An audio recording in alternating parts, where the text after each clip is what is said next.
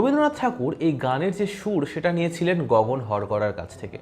আমরা সবাই জানি রবীন্দ্রনাথ ঠাকুর এর পারিবারিক জমিদারি ছিল, বাংলাদেশেও ছিল তার জমিদারি, এবং সেখানে কুষ্টিয়া শিলাইদহতে রবীন্দ্রনাথ কিছুদিনের জন্য তার জমিদারির দেখাশোনা করতে গেছিলেন, জমিদারির কাজে সেখানে গেছিলেন। সেই কুষ্টিয়া শিলাইদহতে রবীন্দ্রনাথ ঠাকুরের চিঠিপত্র পৌঁছে দেওয়ার কাজ করতেন গগন হরকরা। গগনচন্দ্র দাস বাউল আসল নাম, তার একদম সঠিক নাম গগনচন্দ্র দাস বাউল। তিনি পেশায় ছিলেন ডাকপিয়ন, তিনি চিঠিপত্র পৌঁছে দেওয়ার কাজ করতেন। তো এই ডাকপিয়নকে তখন বলা হতো হরকরা। গগনচন্দ্র দাস বাউল হয়ে যান গগন হরকরা।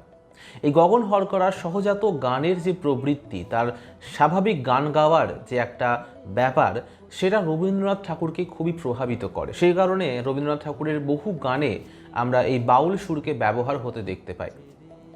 রবীন্দ্রনাথ ঠাকুর গগন হরকরার গাওয়া আমি কোথায় পাবো তারে আমার মনের মানুষ চেয়ে